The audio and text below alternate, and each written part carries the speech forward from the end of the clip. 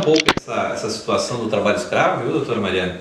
Em relação até, incrivelmente, até advogados, né? Existe essa situação hoje no Paraná? O que eu gostaria de falar antes pois não, é com relação ao artigo 149 do Código Penal Brasileiro, que fala sobre o que é o trabalho escravo. Tipifica o crime, né? Vamos lá, doutora. São elementos que caracterizam o trabalho análogo ao de escravo. Condições degradantes de trabalho, conforme eu comentei, incompatíveis com a dignidade humana, caracterizadas pela violação de direitos fundamentais que venham a colocar em risco a saúde e vida do trabalhador.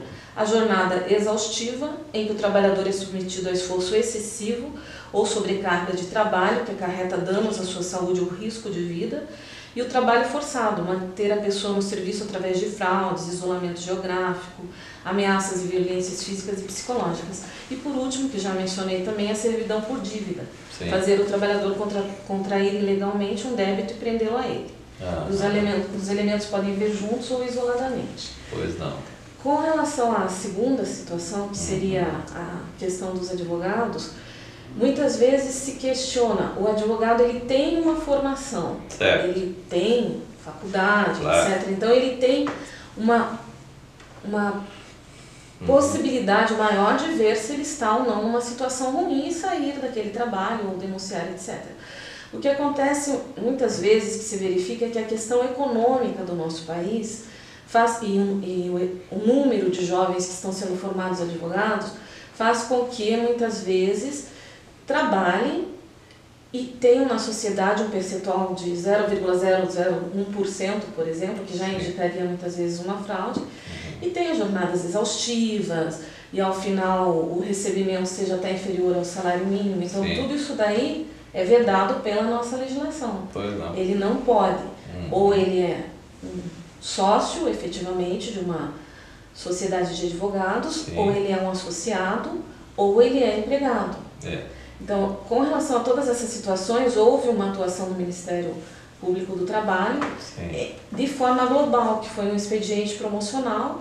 Nós verificamos ali 40 escritórios para ver se havia ou não indícios de que havia fraude trabalhista, né? Muito bem. Então foram verificados em todas essas situações, os que havia indícios prosseguiram, os que não havia dentre esses 40, os que não haviam foram arquivados. É isso aí, no sindicato nós recebemos denúncias e essas denúncias são apuradas, são checadas, né? E quando necessário o sindicato promove através dos nossos advogados, no escritório que nos assessora, que é a Decatla, formula a representação no Ministério Público do Trabalho para apurar os fatos, né? Então é criada lá uma situação, são chamados, intimados os sócios para esclarecer aquela situação, né? Esclarecer a situação, é feita uma audiência onde as partes podem ser ouvidas,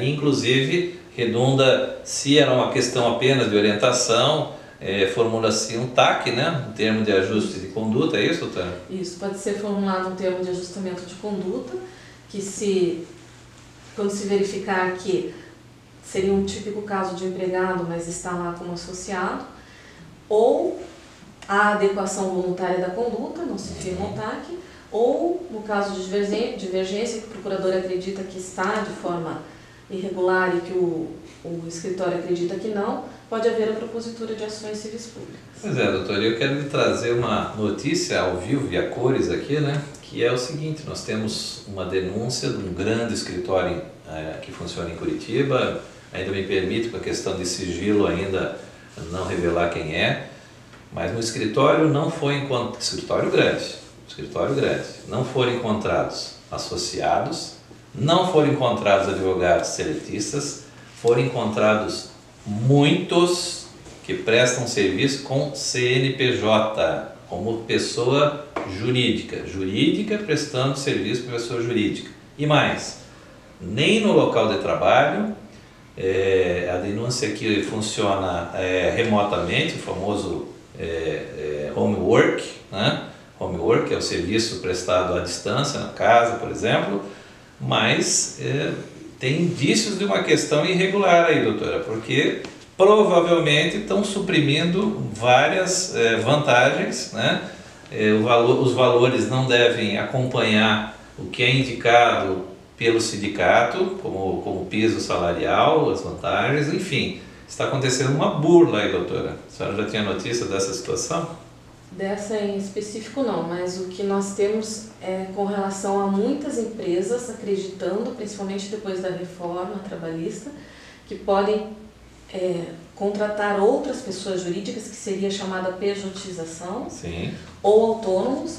E quando há indícios de fraude, de burla à legislação trabalhista, não sendo efetivamente outras situações de empresas jurídicas ou de autônomos, face a adequação ao artigo 3º da CLT, o que quer dizer isso? Se ele tiver todos os requisitos que constam ali, Sim. de subordinação, jurídica... Cumprimento de jornada, subordinação, né? Sim. Dependência financeira. Sim, se ele tiver todos aqueles requisitos do artigo 3º, ele vai se enquadrar em outra situação, ele vai ser empregado. Então, nessas situações, o ideal, que ocorre muito também com os médicos, situação similar, em hospitais, é se fazer uma investigação conjunta do Ministério Público do Trabalho junto com os auditores. Entendi. E fazer uma força-tarefa para verificar fazer todo o levantamento, contribuição de INSS, jornada, para ver se há ou não esse vínculo empregatício conforme fala o artigo 3º.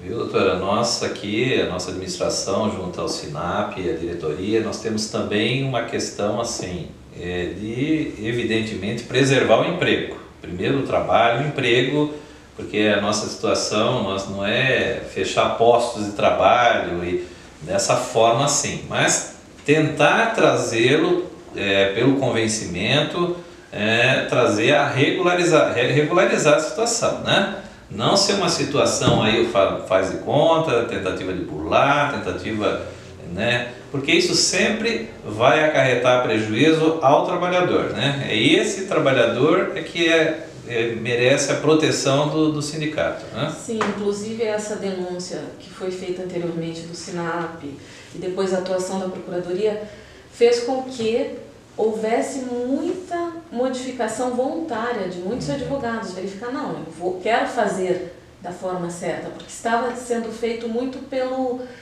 hábito.